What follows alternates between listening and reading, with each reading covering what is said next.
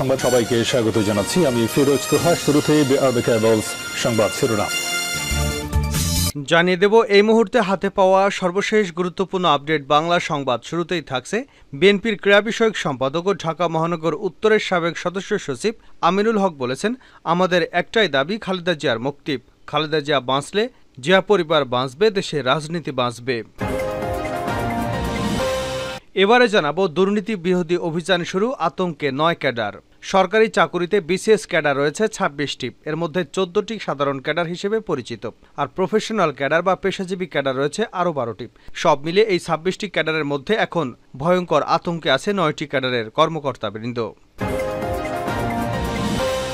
জানাবো রাজধানীর খিলক্ষেত এলাকায় স্বামীর সঙ্গে ঘুরতে গিয়ে এক নারী দলবদ্ধ ধর্ষণের শিকার হয়েছেন।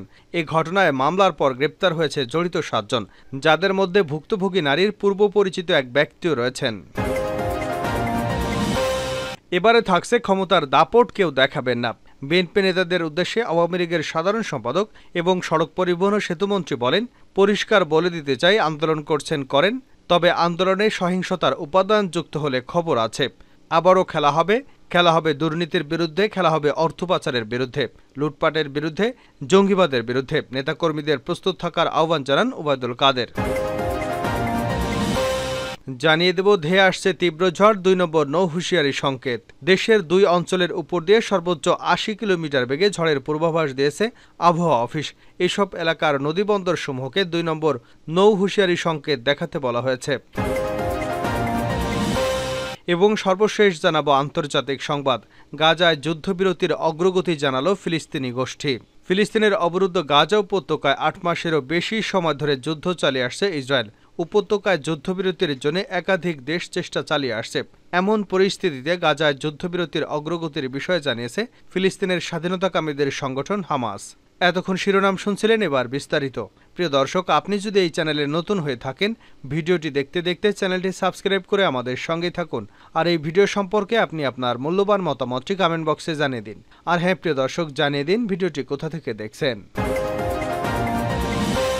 খালেদা জিয়া বাঁচলে দেশের রাজনীতি বাঁচবে, আমিনুল হক। বিএনপির ক্রীড়া বিষয়ক সম্পাদক ও ঢাকা মহানগর উত্তরের সাবেক সদস্য সচিব আমিনুল হক বলেছেন, আমাদের একটাই দাবি খালেদা জিয়ার মুক্তি। খালেদা জিয়া বাঁচলে জিয়া পরিবার বাঁচবে, দেশের রাজনীতি বাঁচবে। দুপুরে দলের কেন্দ্রীয় কার্যালয়ের সামনে চেয়ারপারসন খালেদা জিয়ার নিঃশর্ত মুক্তির দাবিতে বিএনপি আয়োজিত সমাবেশে এসব কথা বলেন তিনি। আমিনুল হক বলেন, শুধু সমাবেশ করে খালেদা জিয়ার মুক্তি সম্ভব নয়। সরকারের অনেক জুলুম নির্যাতন করে জিয়া পরিবারকে কিছুই করতে পারেনি, জনগণ থেকে বিচ্ছিন্ন করতে পারেনি। অবিলম্বে আন্দোলনের মাধ্যমে খালেদা জিয়ার মুক্তির মাধ্যমে দেশের জনগণকে মুক্ত করব। দুর্নীতি বিরোধী অভিযান, আতঙ্কে ৯ ক্যাডার। সরকারি চাকুরিতে বিসিএস ক্যাডার রয়েছে ২৬টি, এর মধ্যে ১৪টি সাধারণ ক্যাডার হিসেবে পরিচিত, আর প্রফেশনাল ক্যাডার বা পেশাজীবী ক্যাডার রয়েছে আরও ১২টি। সব মিলে এই ২৬টি ক্যাডারের মধ্যে এখন আতঙ্কে রয়েছে ৯টি ক্যাডারের কর্মকর্তাবৃন্দ। সাম্প্রতিক সময় বেনজির আহমেদ, মতিউর রহমান সহ বিভিন্ন ক্যাডারে সরকারি কর্মকর্তাদের দুর্নীতির ফিরিস্তি গণমাধ্যমে প্রকাশিত হচ্ছে। দুর্নীতি দমন কমিশন বেনজির, মতিউর সহ একাধিক সরকারি কর্মকর্তাদের বিরুদ্ধে তদন্ত করছে। বেনজির আহমেদ, মতিউর রহমান, কাজী আবু মোহাম্মদ ফয়সাল সহ বেশ কয়েকজনের ব্যাংক অ্যাকাউন্ট এবং স্থাবর সম্পত্তি ইতিমধ্যেই ক্রোক করা হয়েছে। এর ফলে সরকারি কর্মকর্তাদের কারো কারো মধ্যে আতঙ্ক ছড়িয়ে পড়েছে।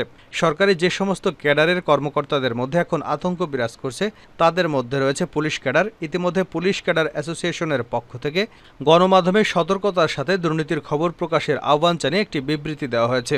এই বিবৃতি নিয়ে গণমাধ্যমে অসন্তোষ গোপন থাকেনি।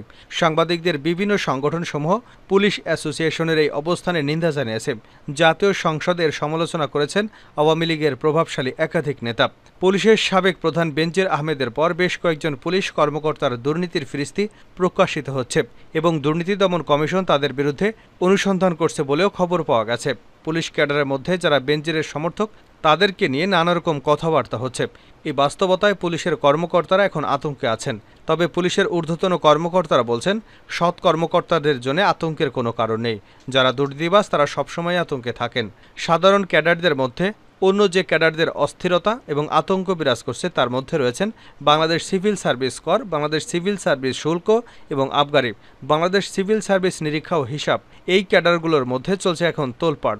বিশেষ করে শুল্ক, আবগারি, নিরীক্ষা এবং হিসাব ক্যাডারের কর্মকর্তারা বেশ আতঙ্কে আছেন। এই ক্যাডারের একাধিক কর্মকর্তা এখন দুদকের জালে ধরা পড়তে যাচ্ছেন বলে বিভিন্ন গণমাধ্যমে খবর প্রকাশিত হয়েছে। এর বাইরে পেশাদার ক্যাডারের মধ্যে কয়েকটি ক্যাডারের কর্মকর্তাদের এখন রাতের ঘুম হারাম হয়ে গেছে বলে খবর পাওয়া গেছে। এর মধ্যে রয়েছেন বিসিএস সড়ক এবং জনপথ, বিসিএস গণপূর্ত, বিসিএস বন, বিসিএস স্বাস্থ্য প্রকৌশল, বিসিএস রেলওয়ে। এই ক্যাডারের কর্মকর্তাদের দুর্নীতি আগে থেকেই নানা রকম অভিযোগ উত্থাপিত, তাদের বিরুদ্ধে দুর্নীতির নানা রকম খবর অতীতেও প্রকাশিত হয়েছিল। ফলে এবার দুর্নীতি অভিযানে তাদের মধ্যে আতঙ্কের পরিমাণ বেশি মাত্রায় ছড়িয়ে পড়েছে। আর এসব সরকারি কর্মকর্তাদের মধ্যে যারা দুর্নীতিবাজ তারা আতঙ্কে আছেন বটে, তবে যারা সৎ কর্মকর্তা তারা দুর্নীতি বিরোধী সরকারের এই অবস্থানকে স্বাগত জানাচ্ছেন। খিলক্ষেতে স্বামীর সঙ্গে ঘুরতে গিয়ে ধর্ষণের শিকার, গ্রেপ্তার 7। রাজধানীর খিলক্ষেত এলাকায় স্বামীর সঙ্গে ঘুরতে গিয়ে এক নারী দলবদ্ধ ধর্ষণের শিকার হয়েছেন। এ ঘটনায় মামলার পর গ্রেপ্তার হয়েছে জড়িত 7 জন, যাদের মধ্যে ভুক্তভোগী নারীর পূর্ব পরিচিত একজন ব্যক্তিও রয়েছে। শুক্রবার রাতে এ ঘটনার মামলা হওয়ার পর খিলক্ষেতের আশপাশ থেকে 7 জনকে গ্রেপ্তার করেছে পুলিশ। শনিবার রাতে এ তথ্য নিশ্চিত করেছে ডিএমপির ক্যান্টনমেন্ট জোনের সহকারী পুলিশ কমিশনার শেখ মুত্তাজুল ইসলাম। তিনি বলেন, ভুক্তভোগী নারী গতকাল শুক্রবার সন্ধ্যায় তার স্বামীর সঙ্গে ঘুরতে বের হন। তারা খিলক্ষেত থানা এলাকায় ঢাকা ময়মনসিংহ সড়কের বনরূপা এলাকায় গেলে সেখানে আবুল কাশেম ওরফে সুমন নামের পূর্ব পরিচিত এক ব্যক্তির নেতৃত্বে 7 জনের দল তাদের অপহরণ করে। ভুক্তভোগী নারী এবং তার স্বামী বনরূপা এলাকার ঝোপঝাড়ের ভেতরে নিয়ে যান দুর্বৃত্তরা। পরে স্বামীর কাছ থেকে 70,000 টাকা মুক্তিপণ দাবি করে তারা। মুক্তিপণের টাকা আনার জন্য ছেড়ে দিলে তিনি বেরিয়ে এসে জরুরি সেবা 999-এ ফোন করেন। ওসি শেখ মুত্তাজুল ইসলাম আরও জানান, পুলিশ খবর পেয়ে সঙ্গে সঙ্গে বনরূপা এলাকায় যায়। পুলিশ সদস্যদের উপস্থিতি টের পেয়ে দুর্বৃত্তরা ঝোপঝাড়ের ভেতরে বারবার অবস্থান পরিবর্তন করতে থাকে। ভোর 4টার দিকে পুলিশ সেখান থেকে ভুক্তভোগী নারীকে উদ্ধার করতে সক্ষম হয়। দুর্বৃত্তরা পালিয়ে যায়। পরে অভিযান চালিয়ে আর জড়িত 7 জনকে গ্রেপ্তার করা হয়েছে। ক্ষমতার দাপট কেউ দেখাবেন না, ওবায়দুল কাদের। বিএনপি নেতাদের উদ্দেশ্যে আওয়ামী লীগের সাধারণ সম্পাদক এবং সড়ক পরিবহন ও সেতুমন্ত্রী ওবায়দুল কাদের বলেন, পরিষ্কার বলে দিতে চাই, আন্দোলন করছেন, করেন আন্দোলন, তবে আন্দোলনে সহিংসতার উপাদান যুক্ত হলে খবর আছে। আবারও খেলা হবে দুর্নীতির বিরুদ্ধে, খেলা হবে অর্থ পাচারের বিরুদ্ধে, লুটপাটের বিরুদ্ধে, জঙ্গিবাদের বিরুদ্ধে, সাম্প্রদায়িকতার বিরুদ্ধে। নেতাকর্মীদের প্রস্তুত থাকার আহ্বান জানান ওবায়দুল কাদের। আওয়ামী লীগের 75তম প্রতিষ্ঠা বার্ষিকী উপলক্ষে শনিবার বিকেলে বঙ্গবন্ধু অ্যাভিনিউর দলের কেন্দ্রীয় কার্যালয়ের সামনে ঢাকা মহানগর দক্ষিণ আওয়ামী লীগ আয়োজিত আলোচনা সভায় তিনি এসব কথা বলেন।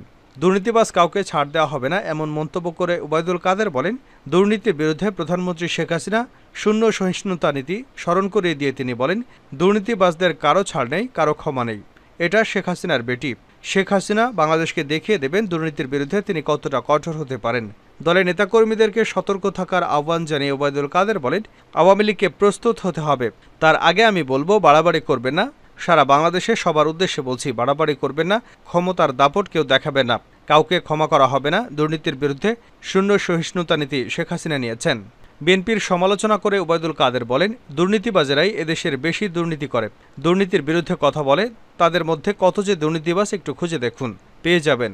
দুর্নীতিবাজ আছে আশেপাশেই, দুর্নীতিবাজদের ক্ষমা নেই। বিএনপির দুর্নীতি নিয়ে কথা বলার অধিকার নেই দাবি করে ওবায়দুল কাদের বলেন, বিএনপির দুর্নীতির বিরুদ্ধে কোনো কথা বলার অধিকার নেই, কারণ বিএনপি মানেই দুর্নীতিবাজ, জাতীয়তাবাদী দুর্নীতিবাজ দল, আমরা শক্তি, আমরা বল। বিএনপি নেতা তারেক রহমানের দুর্নীতির বিষয়টি তুলে ধরে আওয়ামী লীগের সাধারণ সম্পাদক বলেন, তারেক রহমান পলাতক দণ্ডপ্রাপ্ত আসামি, কিসের জন্য অভিযোগ? হাজার হাজার কোটি টাকা পাচার, অভিযোগ দুর্নীতির। এখন বিএনপি নেতারা দুর্নীতির বিরুদ্ধে কথা বলে। আপনাদের 1 নম্বর নেতাই তো দুর্নীতিবাজ, হাজার হাজার কোটি টাকা পাচার করে আরাম আয়েশে দিন কাটাচ্ছে। সব তদন্ত হবে জানিয়ে ওবায়দুল কাদের বলেন, বাংলাদেশে বৈধ নির্বাচিত সরকারের বিরুদ্ধে ষড়যন্ত্র করছে। এই দুর্নীতিবাজকে আমাদের ফিরিয়ে আনতে হবে, বিচার করতে হবে, সব তদন্ত হবে, কে কত টাকা বানিয়েছে। শেষ করছে আন্তর্জাতিক সংবাদ দিয়ে। গাজায় যুদ্ধবিরতির অগ্রগতি জানালো ফিলিস্তিনি গোষ্ঠী। ফিলিস্তিনের অবরুদ্ধ গাজা উপত্যকায় 8 মাসেরও বেশি সময় ধরে যুদ্ধ চালিয়ে আসছে ইসরায়েল। উপত্যকায় যুদ্ধবিরতির জন্য একাধিক দেশ চেষ্টা চালিয়ে আসছে। এমন পরিস্থিতিতে গাজায় যুদ্ধবিরতির অগ্রগতির বিষয়ে জানিয়েছে ফিলিস্তিনের স্বাধীনতাকামীদের সংগঠন হামাস। শনিবার কাতার ভিত্তিক সংবাদ মাধ্যম আল জাজিরার এক প্রতিবেদনে এ তথ্য জানানো হয়েছে। হামাস জানিয়েছে, গাজায় যুদ্ধবিরতি নিয়ে ইসরায়েলের সঙ্গে আলোচনার কোনো অগ্রগতি হয়নি। অন্যদিকে তেল আবিবে হাজার হাজার ইসরায়েলি সড়কে নেমে এসেছেন। তারা নেতানিয়াহু সরকারের কাছে জিম্মিদের ফেরত আনতে এবং চুক্তিতে সম্মত হওয়ার দাবি জানিয়ে আসছেন। হামাসের সিনিয়র নেতা ওসামা হামদান বলেন, ফিলিস্তিনি গোষ্ঠী এখনও আলোচনার জন্য উন্মুখ হয়ে আছে। গাজায় যুদ্ধ বন্ধে যে কোনো প্রস্তাবে আলোচনা করতে চায় হামাস। লেবাননের রাজধানী বৈরুতে এক সংবাদ সম্মেলনে তিনি বলেন, হামাস যুদ্ধবিরতির প্রস্তাবকে ইতিবাচক মোকাবেলা করতে প্রস্তুত, যা একটি স্থায়ী যুদ্ধবিরতি, গাজা উপত্যকা থেকে ইসরায়েলি সেনা প্রত্যাহার এবং একটি পণবন্দির মুক্তি নিশ্চিত করবে। যুক্তরাষ্ট্র সহ আরব দেশগুলো গাজায় যুদ্ধবিরতির জন্য চেষ্টা চালিয়ে যাচ্ছে, তবে উভয় পক্ষের অচল অবস্থানের জন্য তা সফল হয়নি। হামাসের দাবি, চুক্তির জন্য গাজা স্থায়ী যুদ্ধবিরতি করতে হবে। সাময়িক কোনো যুদ্ধবিরতিতে সম্মত হতে চাইছে না গোষ্ঠীটি। অন্যদিকে ইসরায়েল সাময়িক যুদ্ধবিরতির বিষয়ে আলোচনা চালিয়ে আসছে।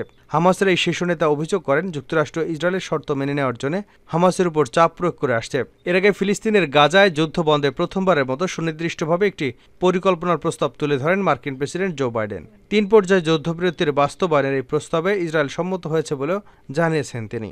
নতুন এই প্রস্তাব মেনে নিতে হামাসের প্রতি আহ্বান জানান জো বাইডেন। তিনি বলেন, এই যুদ্ধ শেষ হওয়ার সময় এসেছে। হামাসকে উদ্দেশ্য করে বাইডেন বলেন, হামাস সবসময় বলে থাকে তারা যুদ্ধবিরতি চায়। এখন হামাসের সামনে প্রমাণ করার সুযোগ এসেছে যে তারা আসলেই এটা চায় কিনা।